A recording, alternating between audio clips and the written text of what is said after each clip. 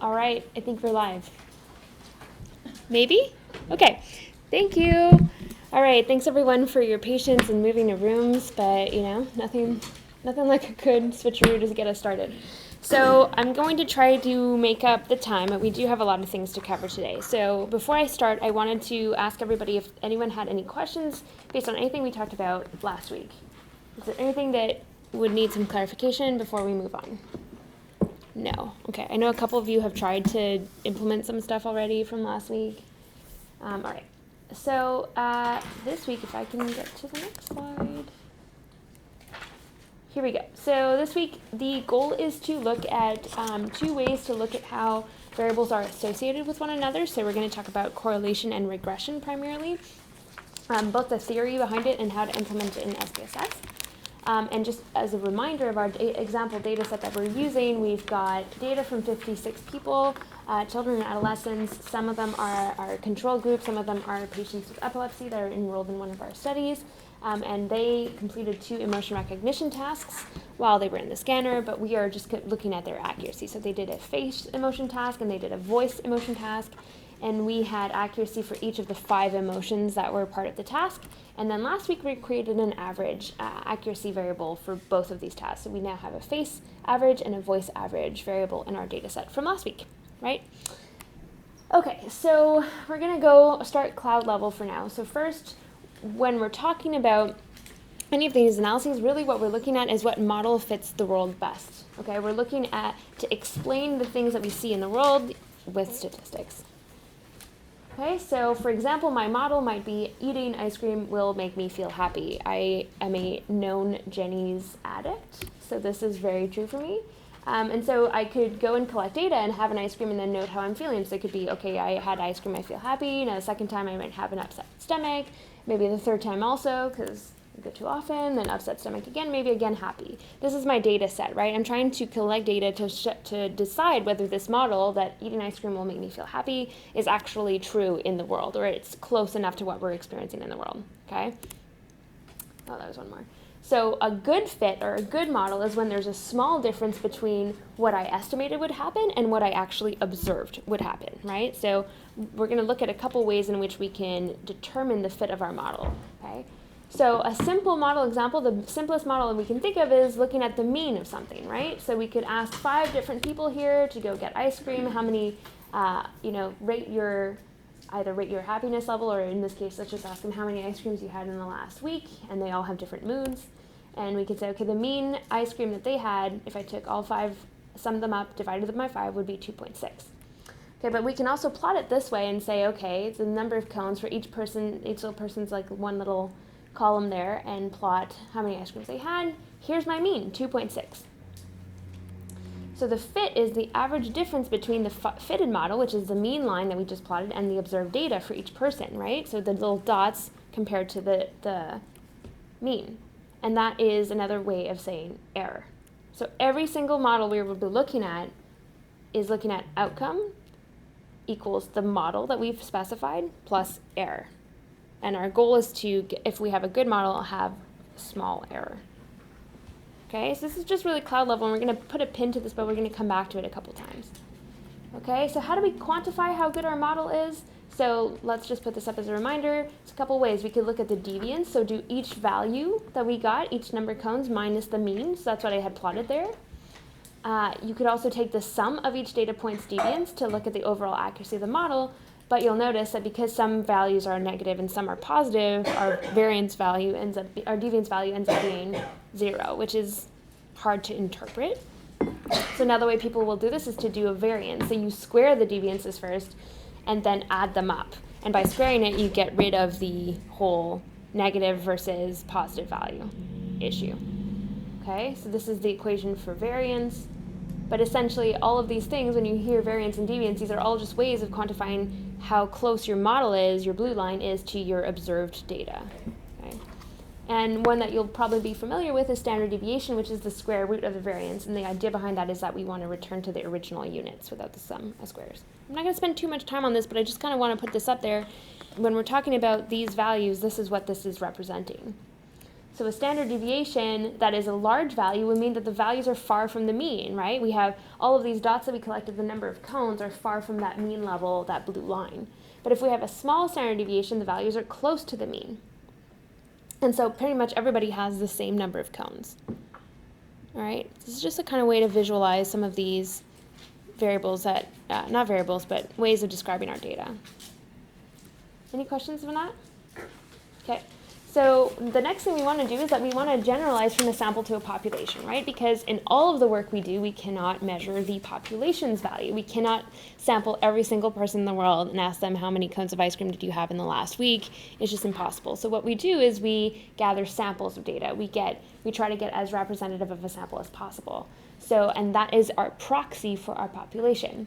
And the idea behind this is that, and this is the central limit theorem, if you've heard that in textbooks, this is what it's referring to, is that if we took several random samples, we would get slightly different estimates of the mean. But if we had a big enough sample, that would kind of be a wash. Okay, so let's illustrate this with my favorites, emojis. Let's say this is our population, and the mean, if we were able to find this, let's just say that the mean number of cones in the last week is 3. It's a lot of ice cream. Let's say in the last month, whatever. If this is the population mean, how we can estimate this is we take little samples and we ask each of these little samples how many cones we had, and we get the mean for each of these individual mini samples, right? And so the idea, like I said, if your sample means, well, if you take many sample means or enough samples of your population, a big enough mean, all of these sample means will kind of follow a normal distribution. Okay, and that's as close as we can get to estimating population. So here's other terms you might have heard: standard error of the mean, standard deviation of the sample's means from the population mean. So again, if we were to imagine our little cone plot that I had earlier, if the mean of 3 on the population was that line, and each of these single samples was those little dots, the standard deviation of the distance from the mean would be our standard error of the mean. Okay, these are all just terms that I know we use often. Okay, that's the general definition for it. So if you have a really large standard error, that means that there is a lot of variability between your different samples, and that means that your samples might not be representative of your population. Okay, I'm bringing this up again because when we look at the output, we're going to have to assess the quality of our data, and this is one way to know how much we believe our results, right? So if you have a small, if you have a small standard error, that means that all the samples you took, if you were to do this 100 times, would be sort of the same. And so you kind of have an idea that, oh, your samples are representative of your population. It's just a terminology recap for people. Does that make sense so far? Okay. So now what we're going to do is looking at associations between variables. So we have an independent variable and a dependent variable. As a reminder, independent variable are the things that are either manipulated in our experimental design, so like the condition that this person was part of, or it could be an existing characteristic like their age and gender, things that are already true of our people in our sample, and we're trying to, from this, predict the variability in our dependent variable, which is our observed or our measured data, essentially, from these people. Okay, so to give you an example, first I should say, whether a variable is an IV or a DV really depends on your research question and your study design and your theoretical rationale. Okay, there's nothing that a priori tells you, well, age is an independent variable. Age could be a dependent variable in certain designs. It's unlikely, because I can't really think right now of a research question that would have age as the result in a way. But you could. And so just to give you an example, in our model that we have age, and then we might use age to predict the accuracy on the different tasks, right? So we know that people get better at these tasks with age. So in this situation, age could be the predictor variable, the IV, and then your accuracy would be your DV. But say you wanted a different model where you wanted to predict voice accuracy from face accuracy. So your face accuracy, you could have a theoretical reason to believe that the better you were at the face task, the better you would be at the voice task, right? Or you could, this wouldn't make sense based on what we know, but you could say, oh, if you're good at faces, maybe you're bad at voices. So faces could be your predictor variable, but I think in this example, it's pretty clear that the opposite could also be true, right? And you could say, well, the voice could then also predict your face accuracy. So sometimes you need to kind of sit down and think about which one is my IV and DV. And so those of you who've done analyses with me before will know that I usually get people to write out what is my IV and what is my DV. If I have many IVs, that's fine, but what is each variable before I start my analysis, because it's easy to kind of flip them around and be running an analysis that you thought you were doing something, but actually you're testing the opposite, right? Okay. So I'm going to switch over to SPSS for a second to kind of show correlation. And so what we're looking at when correlation is that we're looking at when one variable changes, how does the second variable change? Does the second variable increase? That's a positive relationship. Does the second variable decrease? That's a negative relationship. And is there no relationship at all? There's no significant correlation. Okay? Now when I say significant relationship, I mean different enough from 0. Okay? So if you have a 0 relationship, obviously they don't change, but if you have a 0.01 change, is that meaningful? Depends on what your units are, depends on the variability that you had in your sample, things like standard error of the mean, standard deviation, all of those things that we were talking about before will be what goes into the calculation to determine whether something is significant or not, or just chance. Okay, so let's go, let me bear with me while I try to switch over to SPSS here. Okay, so to do this, let's deanalyze. What did I plan to do? Right, okay, so I was going to use the example with face and voice accuracy. So down here you have correlate, and you have bivariate or partial. So bivariate is just looking at how these two variables move together, and partial is if you control for another variable. So we'll come back to that. Let's just start with bivariate here. And then you have your two little windows here. All you have to do is go find your two variables, which we created and are now at the bottom, grab them over and move them over here. Okay, over here you'll notice different types of correlation coefficients, and the details are on your slide if you ever find yourself having to use this. Pearson's R is the most commonly reported R. If you have what's called non-parametric data, things that don't follow a normal distribution, you have really highly skewed distribution, or you have like rank data, things like that, you might want to use some of these things here, and the little details are on your slide. Here the test of significance is something to talk about essentially. So the two-tailed means that you don't have an a priori reason to think that the direction will only be one way. So if you have a one-tailed test, you're saying, okay, I'm thinking face is going to be positively related to voice, and I'm only going to allow that.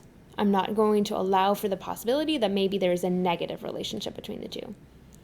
In most cases, we use a two-tailed test because a lot of the times we don't have a really strong reason to believe that it's only going to be one direction. But if we did, then we might want to switch to one-tailed. We're saving ourselves some statistical power there. Okay, so let's click OK. Here's our output. So it gives us a little correlation table here.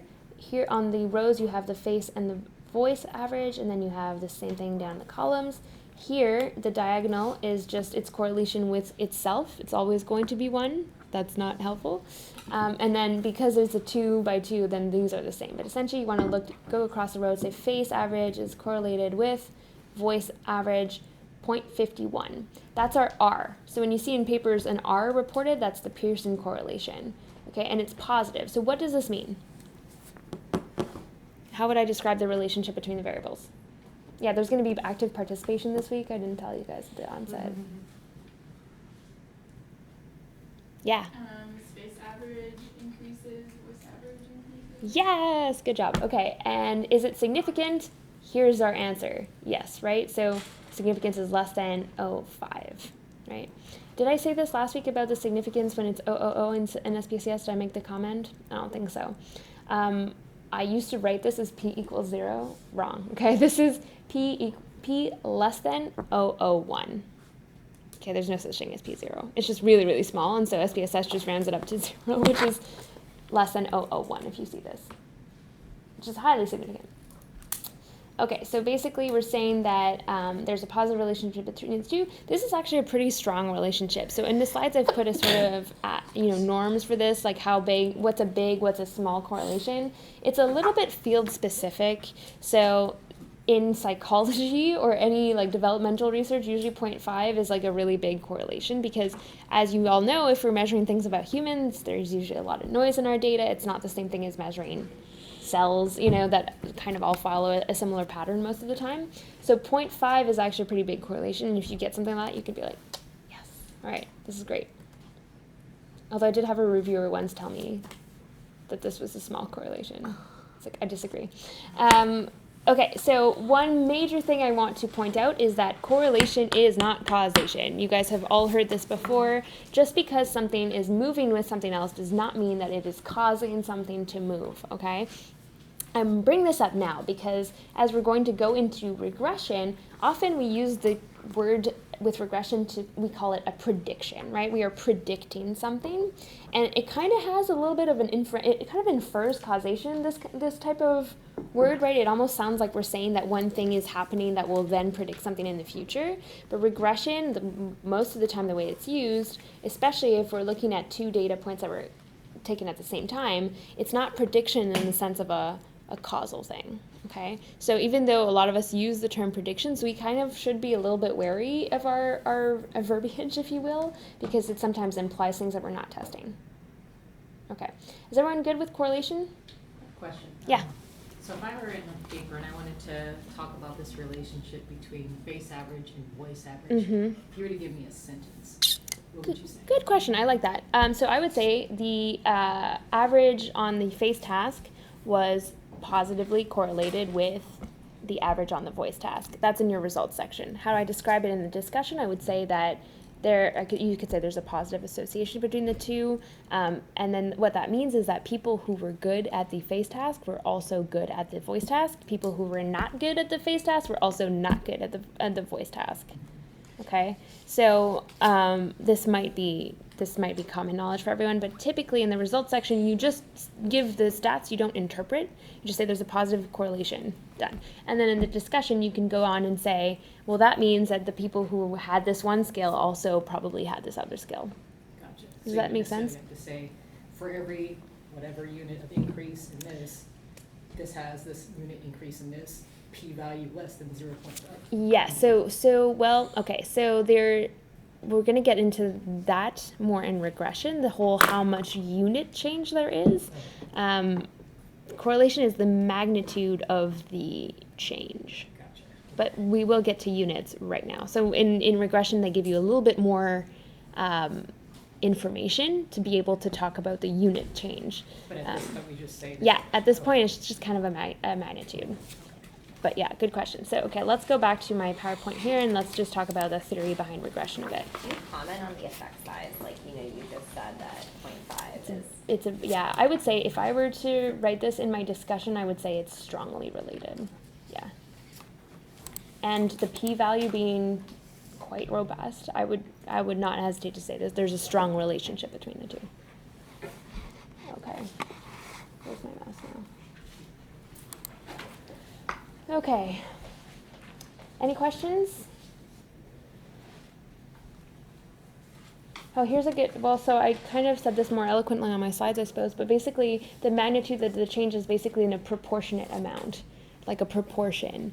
But really, and if we're looking to determine units, regression will be our friend. So I should say before we start, and I'll make this clear again later, regression correlation with one variable is the same thing. So what it does give is the output gives us a little bit more information that we can then talk about units of change, etc. But essentially they'll test the same thing, and you'll see that the values will be exactly the same. So in regression, the question is, how does the IV relate to the DV? So you remember in our little population discussion with the emojis, the DV, how many cones people had, there was a lot of noise, right? Some people had like 7 cones, some people had 1 cone. There was a lot of different there was a variance, right? And what we're seeking to do with regression and correlation to some extent is to see whether any variables that we know of explain that. So when I was drawing that line between each of my cone little dots and the mean, for example, is there any characteristics of the people, for example, that was explaining the variance? What proportion of the variance can I explain based on other variables? So remember, outcome equals model plus error. So is there anything that I can use to explain all of that noise? Some of it will be error, some of it will be noise, but as I'm saying, maybe some characteristics of the person, time of year, other variables might be explaining some of that distance from the mean. Does So that's why I went through all of that before, because this is what we're trying to do now.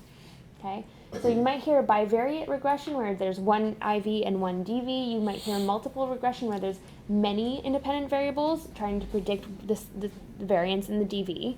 Okay, when we say predict the DV, we're predicting the variance in the DV. Okay, and we'll go through both. So first, a little bit of an equation. So I used to really just, and I still do to some extent, see an equation and be like, no, I can't look at it. But it's actually quite useful to understand regression, to look at this regression, try to break it down, this equation, I mean. So your x, just like any notation in science and stats, is the IVs, right? You may have one, you may have two. And your y prime is your dv, the predicted value of your dv. Okay, the intercept here, the a, is the value of your dv when all IVs are 0. And what you're trying to do is you're trying to manipulate these betas, these b's, or regression coefficients, to make your model fit, right? So again, if we go back to, hark back to the beginning, we were trying to get a model that it was as close as possible to our actual observed values. What we're trying to do is trying to get the y prime, this predicted value, as close as possible to the actual y, the observed data. And we're going to do that by testing different types of equations that will change the regression coefficients and make that difference as small as it possibly can be. So let's break it down even more. Okay, that's what I just said. So say you have 6 subjects, you have value for them for, IV number 1, x1, IV number 2, x2, and you have the observed value y, right? And so for each person here, you have those values. Now you're going to take that equation that I talked about earlier, and you're going to enter each individual person's, for each person, you're going to plug in their value. I say you're going to, the program does this for you, thankfully. Can you imagine back in the day having to do this by hand? What a nightmare.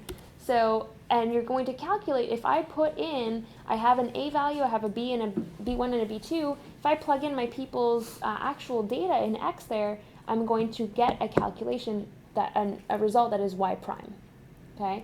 And I'm going to get one y prime for every person. And then I'm going to compare my y prime that the equation gave me to my actual y, which is the data that I collected from them. And what I'm trying to do is I'm trying to figure out the combination of A and B's here that will give me the smallest difference between the two. Okay, and when we were talking about R earlier, the R value is the correlation between our obtained and predicted values, how much they move together or not. Okay, so basically we're going to try to get the largest R, right, the biggest correlation so that they move together, aka the smallest difference between the two, by manipulating the values of A and B, which is our parameters. So if you hear parameter estimates, this is what we're talking about. Parameter A is your intercept, parameter B are your regression coefficients. Okay, so we're going to try a bunch of different versions of these, well, the computer will, and try to find the best model fit. So when you see B, like this, not beta, it is an unstandardized regression coefficient. And so that's when we're going back to this idea of units. It's the change in y prime for a 1 unit change in x. So your unit will be depending on what your x is. If x is age, a unit could be a year, could be a day, could be a month, right? And basically B is going to tell you in your estimated y how much change is there for a 1 year increase, for a 1 month increase, etc. Oops. Beta is basically the standardized version of this. So a 1 standard deviation change in x, so whatever that is 1 standard deviation change in age in years. That depends on how much spread you have in your sample. That's what we were talking about at the very top. How much change in y in units of standard deviation. Now it'll be like 0.5, right? You've never seen a beta you can rarely see a beta that's more than 1, right? It'll be like 0.5 your beta. That means that there is a 0.5 standard deviation in change in y for every 1 standard deviation change in x. Okay, that's a lot of like letters and stuff, but are people with me on this?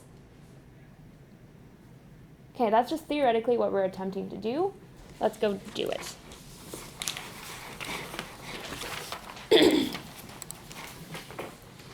Okay, so where's the mouse? Here it is. So you would go to Analyze, Regression. Most of the time, you're probably using a linear regression. So we're just going to go over this today. Make it fit within here. We have to make this smaller. Okay. Here we go. So let's use our example where we have age predicting face. Okay, I've already kind of told you that people tend to get better at this with age. It might depend on how old kids are. So what's our IV and what's our DV? If I'm looking at how age predicts face accuracy. What's the IV? Just shout it out. Age. Yes. Okay, and so I'm going to move it into my independence box here. All right, notice there's an parenthesis S because we could add more, which we will do later. What's my DV? Face accuracy. Yeah, and we're going to put it in my dependent up here. Okay, we are going to just click OK for now, and let's look at the output.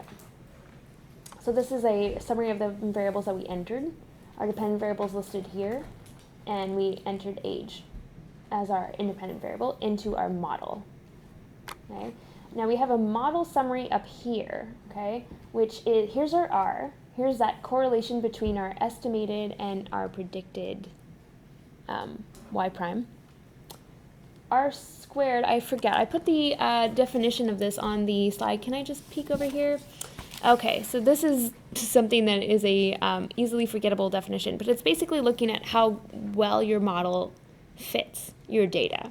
So it's the proportion of the variation in DV that is predictable from the best combination of IVs. Remember how it was like the IVs were predicting the variance in the DV? So how much variance are we predicting?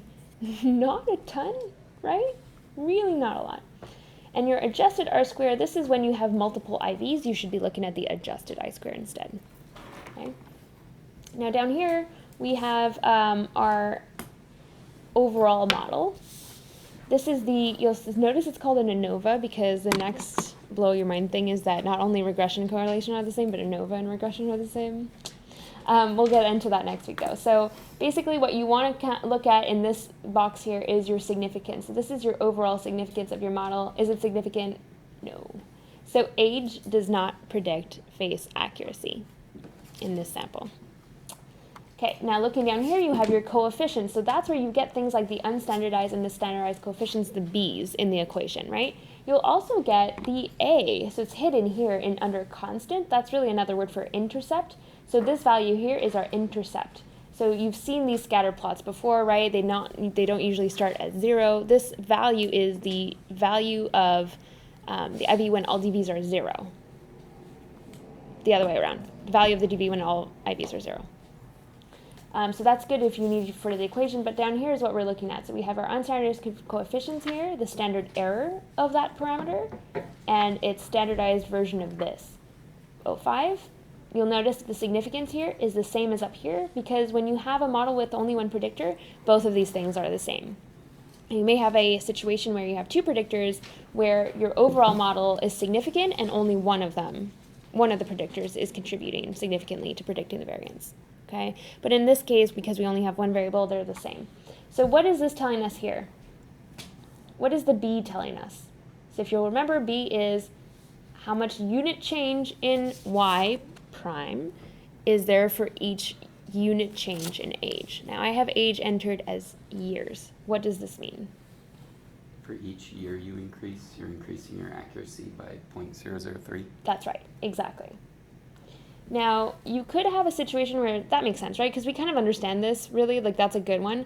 But you might have a case where you're predicting, this is a common thing, you're predicting from age or anything else, increase in depression scores on the children's depression inventory.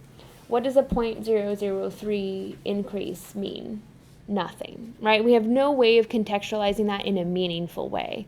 Even this is a little bit mad, to be honest, right? Like it's a concrete thing, we can wrap our head around it, but if we're saying, okay, this variable predicts a 0.003 increase in the depression score, what does that mean? It might be more useful in most cases to report the beta. So beta is telling us that for each standard deviation increase in age, we are getting 0.05 of a standard deviation in accuracy. Still very little in this case, but that can sometimes make more sense because we think about things like normed questionnaires in terms of standard deviation. If you're more than one standard deviation above, you're significantly different from the average, right? So this is where we start to use the beta more often, and most of the time you'll want to report that in a paper is the beta. Does this make sense? Are we good? I'm going to take the resounding silence as a yes. All right, so we're going to go back to the linear regression. I'm just going to show you another, if I paste it, if I had done that earlier, I could come into here, and this is basically just a written out version of what we just did. So my dependent here is listed as face average, but what if I wanted to look at the voice average? Instead, I can just type that here and run it. Now you'll see the difference, right? So the top thing is the same, but look at how much more we're predicting here. Look at our correlation is a lot better. Still not phenomenal, right? We're predicting about 1%, right? Yeah, we're predicting about 1% of the variance. It's not great, but here we'll see that our overall model is significant and our coefficient is significant. Okay, so this is an example of a significant regression. So what we would say is that age significantly predicts voice accuracy, or age is positively associated with voice accuracy. So as people get older, they are better at the voice task, but not at the face task. Okay. Are we good? All right, now let me just show you something really quickly. Instead of using age, let me put voice in here. So my earlier question about, do they move together? If you'll remember, this was the Pearson correlation. The beta here is also significant. So when you have one DV and one IV and they're both continuous variables, regression is the same as correlation. Okay? All right, I'm going to switch back to PowerPoint. There are a couple switches today, bear with me. But we're going to talk a little bit about what to do if you have multiple predictors now. So say you wanted to predict something and you have multiple things that you think are related, right? So it's not just age, you think there's other things. Let's just look at this little slide here. This is what I want to show.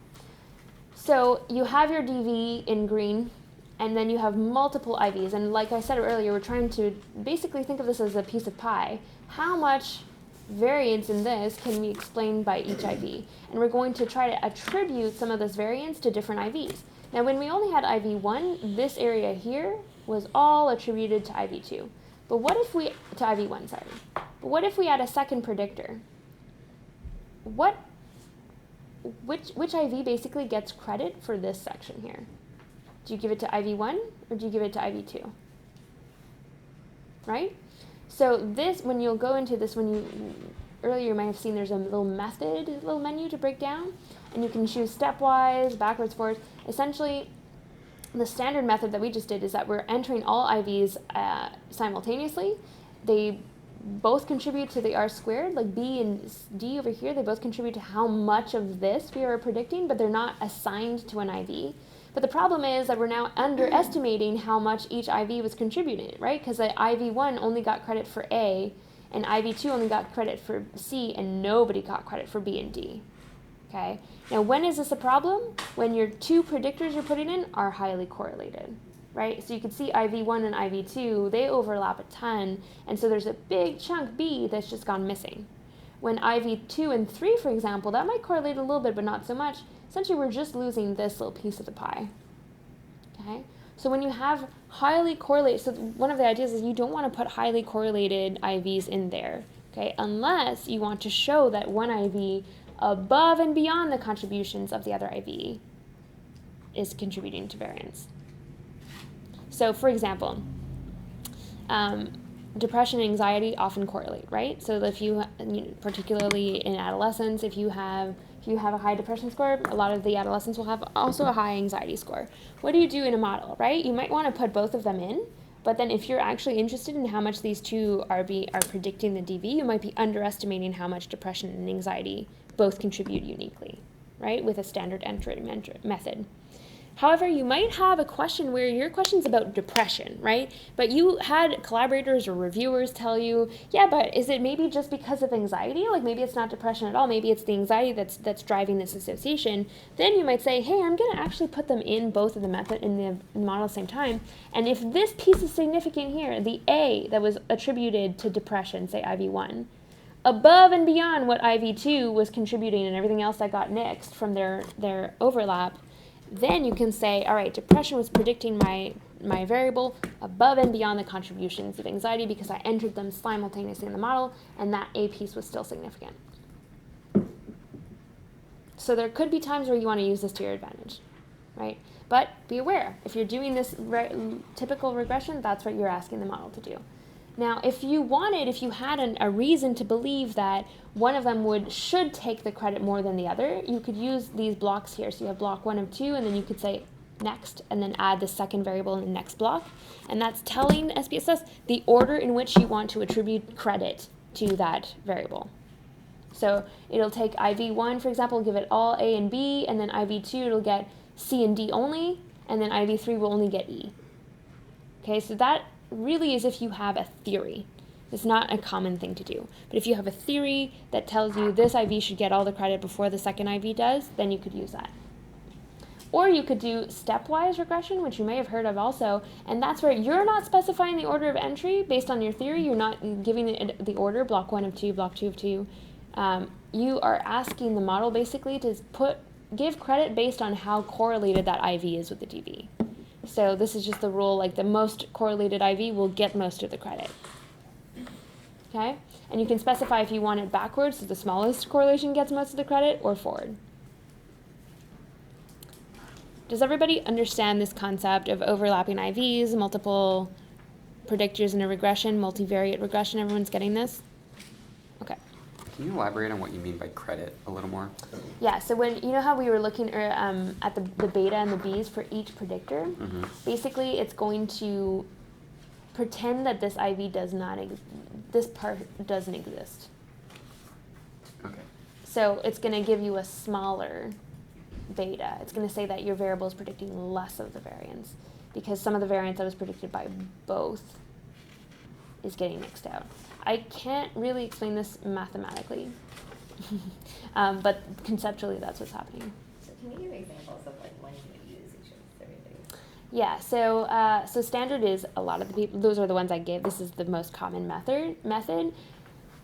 So I can't really come up with an idea right now for a block, but say you have a theory that depression is more important than anxiety in predicting something based on all kinds of previous literature, et cetera, and you say, I think that depression takes more importance and anxiety is kind of a secondary process. If you have a sort of temporal order to the hypothesis, then you could use the sequential. That's probably the least used because it's rare that you have a theory that you can really justify this way. Stepwise is not that uncommon. So this is where you, instead of saying, hey reviewer, I want to prove that my depression above and beyond my anxiety is predicting this variable, so you could say, okay, I'm going to address the fact that these two are correlated. Like I didn't want them to be, but they are, and I kind of want to get a sense of, I don't want to nix out B and D. I want to get a good estimate of how much these predictors are contributing to the variance without diminishing it because they overlap. So it's just basically how you can justify this. So if you didn't want to say, hey, it's above and beyond, I'm controlling for something, and you really wanted to look at the full impact of depression but still have anxiety capture some of it in your R squared. So basically the main question is your green here, the green circle, doesn't change based on any of these entries, right? Like if you look at our model where we had that like a NOVA table at the beginning, you had R squared, adjusted R squared, etc. That's not going to change depending on the entry because it's going to calculate this whole section here. As to say that's, 30% of it is predicted by this combination of predictors. And then all of these things are to say, well, I want to know the unique contribution of each predictor. And so when you're doing standard, you are really doing unique, but you're also underestimating. If you didn't want to underestimate, you would do stepwise. Another way is if you have highly correlating predictors like this, and you say, okay, I don't really care who gets it, I just want whoever is more closely correlated to get the credit for it. I've never really used stepwise in my research, so I'm struggling to find an example here, but maybe some people have and can think of a concrete example. A lot of the times we use standard because we want to control for something, right? We want to look at the prediction value of one predictor when the other one's being considered, right? Stepwise is also accepted in order to not underestimate the contributions of predictors. But inevitably, one of them will be, right? So IV1, if it went in first because it was most strongly correlated to the DV, IV2 is getting gypped, really, right? Because it's getting whatever's left after IV1 went. Sorry, I don't have more concrete examples than this. Does this make sense, though, conceptually to people?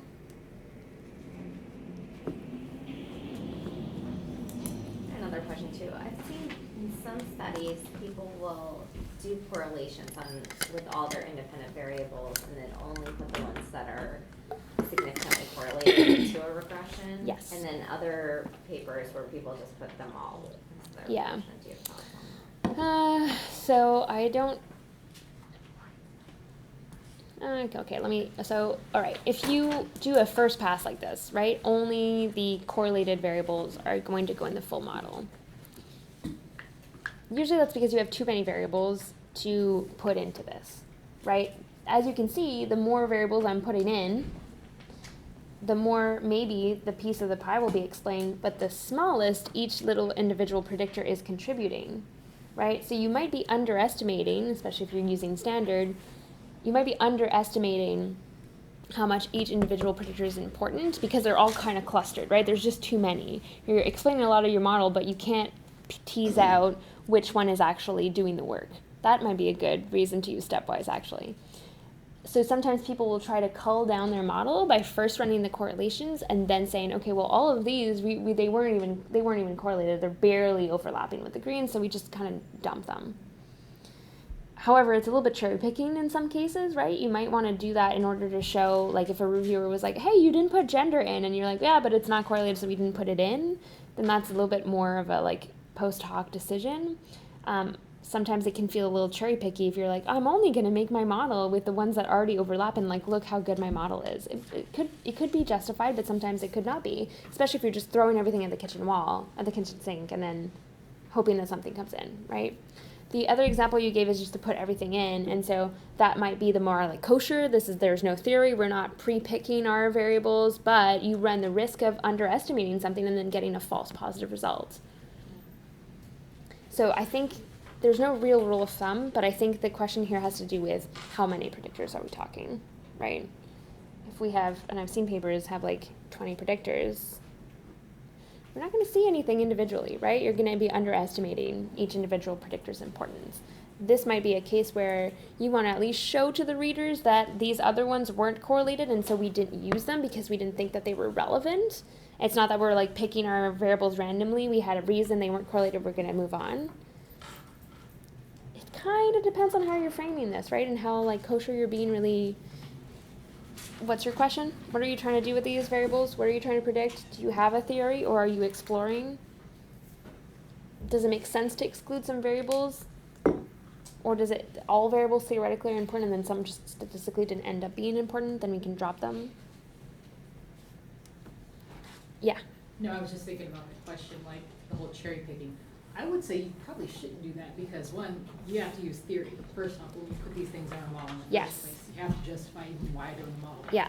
But then secondly, and correct me if I'm wrong, like if I look at the correlation, there can be some like covariance even between the IVs, right? Yes. So this IV, even if I took out gender might be associated to something else in the model that predicts the relationship or contributes to the relationship between the DV, right? Yeah, you could get a situation like this, right, where you have, you know, the one of the circles could be kind of like shifted over, so it's only overlapping a tiny bit with the DV, but it's overlapping a ton with something else. You might not want that in your model, right? Like maybe it's only important to predict something else. Like, okay, so what? So like age and gender, age and height are correlated. Who cares about height with face accuracy? right? Like that doesn't matter. You could have another circle being like overlapping with something else, but you have literally no reason to put in height to your prediction of face accuracy. Like, that doesn't make any sense. But it might, because it's correlated with age, right? And so, but that's like a spurious type of, right? Like we didn't, those famous sort of third variables that are accounting for a lot of things. Be like, oh look, height predicts face accuracy. What? But it's because the age is the biggest predictor of both of these things, right? So it is important theoretically to look at things. There are times I can think that I think it would be kosher to put a ton of variables in. So like in our epilepsy study, we'll have characterized the type of epilepsy, if it's frontal temporal, the side, if it's left or right, how old they were when it started, right? How many medications are they taking? Because all of these things theoretically could be impacting our results, right? But we have to be aware of how many we're putting in, right? So if we're putting in a ton and we find nothing, that could be because we just overcrowded these little circles here, and our model is being predicted by a lot of them, but we're not able to tease apart each of these. And so that could be a reason to use stepwise, back to your example question, that you didn't have a reason to think, so you're not going to use blocks because you didn't have a reason to think that the type of epilepsy was going to be more important than the side of epilepsy, or should go first, should get credit, quote unquote. But you don't want to do a situation where you're in the standard method and you're discounting a lot of your variance. It's not going to attribute it to anybody. So fine, I'm not going to make a decision. The model can make a decision. The biggest correlation with the DV can get the credit first. Done. All right? So I might venture to say that you might want to use stepwise if you have a ton of DVs. And then no one can really fault you for the order because the program decided it for you. Does that make sense? Does that answer an example question also? Okay. All right. So let's go back.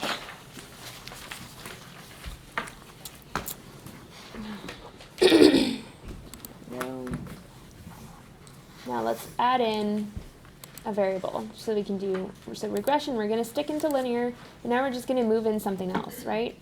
So what was I trying to do here? Can I just peek at your slides again? I want to make sure I'm doing the same example that's on the slides. I didn't print myself one. Okay, so let's go back to a situation where we were going to predict voice because it was significant, right? So we had age predicting voice was a significant model. So in other words, age was explaining a significant proportion of the variance in the DV of voice accuracy. Now, we also know that phase and voice are both correlated, right? So I'm going to add it to my model. So now I have a situation where I have two predictors. I'm going to leave it standard for now, but now you guys know what that means, right? Is that if there's overlapping contributions, nobody will get the credit for it. It'll be reflected in my overall model fit, but will not be given credit to any predictor. However, why don't we care? This might require some memory of our earlier findings, but age and face weren't related, right? So as far as we know, this is not a situation where we're entering super highly correlated variables into one. So if they do predict a lot, chances are they are not overlapping. We're not losing too much variance. So, Yeah. So we would use enter when two IVs are not highly correlated? Is that what you're trying to say?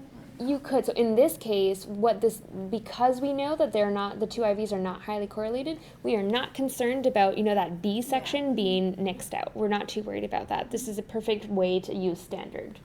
Okay. You could still, if we did think that they were both correlated, like my example with depression, anxiety, you could still put them in, but then just know that you're underestimating the predictors. Sometimes it works in your favor because you can say, even in this method, one variable still predicts the other. That just gives you a good idea that it didn't matter. Like that A or the B or whatever was big enough that even with the contributions of another highly correlated predictor, that variable is still really important. That kind of works in your favor. So you could use it in both ways, but you have to interpret the results a little bit differently.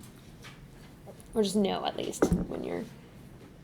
So it's not a bad idea to kind of do what you were suggesting, Lena, to look at all the correlations between your IVs and your together that you're putting in, just so that you know what's likely to be reflected in your results, because there's no real way to know this unless you do some investigation, right?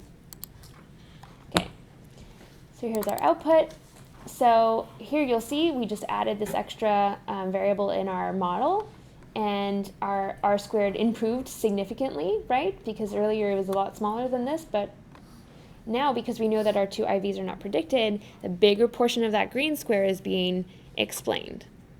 And we don't think any of it is getting nixed out of each predictor. Okay? Our overall model is significant, which gives us permission to then look at the individual predictors. Now, some people will fight you on this. They'll fight me on this. I am a big believer that if your overall model is significant, you really can't set too much store by the individual predictors. You could take a look, but a lot of people will say only if your, quote, omnibus model is significant can you look at the predictors. Some people will fight me. That's okay. Here, because our model is significant, we look, age is a significant predictor and face is a significant predictor. So above and beyond the effective age, face predicts voice. Above and beyond the effective face, age predicts voice, because we entered them simultaneously. And we can see that face is a much higher predictor, but it's not that bad. So every 1 standard deviation increase in age, we get a 0.27 standard deviation in voice accuracy. But every standard deviation increase in face accuracy, we get a half a standard deviation increase in voice. So pretty highly correlated, and you'll notice very similar, not entirely the same. It was 0.51 before. Why? Because some of it is getting nixed. They're not entirely not correlated face of age. Some of that predictive value that had been attributed to face when we were just looking at a correlation is now getting taken out of its individual contribution because it's overlapping a little bit with age. Does this make sense? All right, we are already almost at time, so I'm going to just keep going. Okay, so you can also redo this with a categorical variable. So instead of face, let's just put in gender so I can show you what happens. Warning, only do this with dichotomous variables. If you have a categorical variable that has more than 2 levels, so I don't know, SCS, for example, can have, many levels, you have to dummy code the variable instead. Come and see me if you need to do this, or actually use ANOVA next week. It's much easier to do. But as some of us have found out recently, this will really change your results. So you can only do this in a regression framework in SPSS with a dichotomous variable. And you should code it 0 and 1. That's on the slides. So you'll be familiar by now. Basically, we're seeing similar things, that our R squared is still pretty good, significant. Both of these variables predict it. Because it's coded 0 and 1, then I can interpret this beta as it's negative. So what would that mean? 0 is female, 1 is male in my data. So what does this negative association mean? Females are better at it? Yeah, exactly. So the more female, the more you're moving towards 0, basically, the better you are at the task. It's confusing, right? So put a pin in this for next week. It's a little bit easier to deal with categorical variables in an ANOVA framework. It's not impossible, but regression and correlation really thrive when you're using continuous data. Okay. So lastly, what we'll do is I'm going to show you how to do a scatter plot really quickly, since I know we're just on the edge of time. So we're going to go into graphs, legacy dialogues. Don't ask me why it's in this category. I like to think that maybe it used to be part of it, and then they got rid of it, and someone got really mad, and they're like, we're going to put it back, but it's going to be in the legacy. I don't know. So scatter plot, you can choose a simple scatter for most of the things you need to do, and what we're doing here is we're going to visualize the relationship between 2 variables. Okay? So let's put age on our x-axis, because age was our predictor, and let's put voice, which we know is significantly related to age, on our y-axis, and we're going to click OK. Here's our scatter plot. Okay, so you have the different ages in our sample and the voice accuracy. So as I mentioned last week, if you double click on things, you can change the scale, you can change the size of these. One thing that's interesting for regressions is this little button here called Add Fit Line at Total. And it'll attach a line here so you can visualize the magnitude of the relationship, okay, how steep your line is. Now, how steep your line is depends on how the scale on your x and y axes, okay? So if you're going to be comparing 2 variables, make sure that they have the same scale. You'll notice here this equation, intercept plus the beta times x, which is a. So if you have to report these things in a paper, this is where it is. It's also in our table, but they're the same variables here. Okay, now if we were to go up into the previous output, these would be the same. But for time purposes, let's just move forward. Really quick little cool thing you can do is that because we had that model, remember where we had, so we had gender in there, and gender was also significant.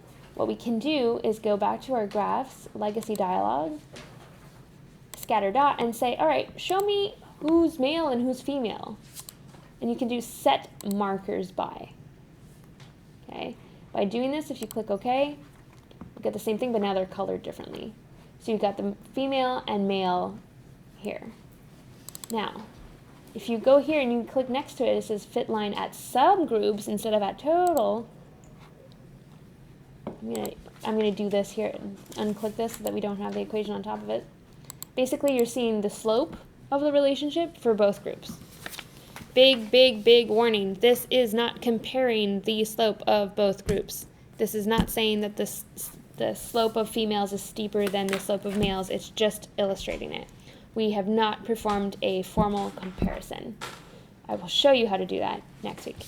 But this is a cool way to visualize your data from a regression. You can see if it differs by subgroups, at least visually, or see whether you should be testing whether the slope changes by subgroups, just visually.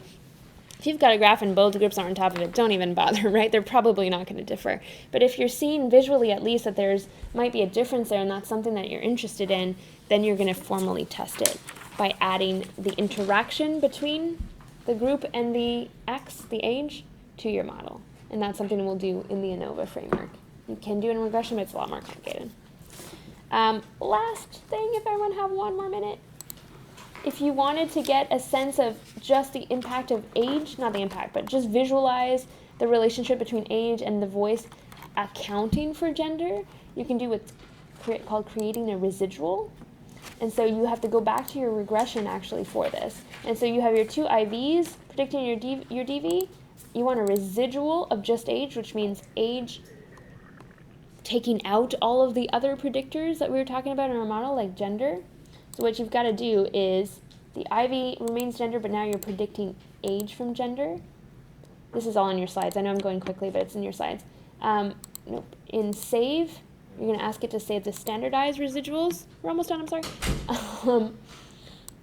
Click OK. Where is OK? Somewhere down here. Continue. It's going to create in your data set, variable view, this here, which is the standardized residual of your age. I would recommend renaming this because you get confused as to what it's supposed to be. But then if you go back to your legacy dialogues, you can then use that as your x-axis instead. Okay? Now, obviously, you can remove gender, but basically now what you're plotting is the relationship between age, accounting for gender, and your y. So this is really helpful when you have two variables that are highly correlated, like depression and anxiety, and you want to show, because only depression, for example, in your model was significant, and anxiety is being controlled for, but it's not significant. So you want to show that relationship. If I take into account anxiety, then create a residual for depression, and then use that in your figure. Okay, thanks for allowing the overtime. If there are any questions, let me know. Thanks.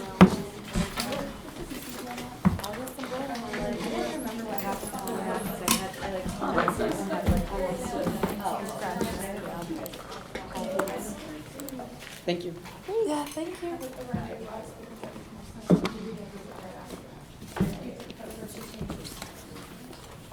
Either way, so we don't have an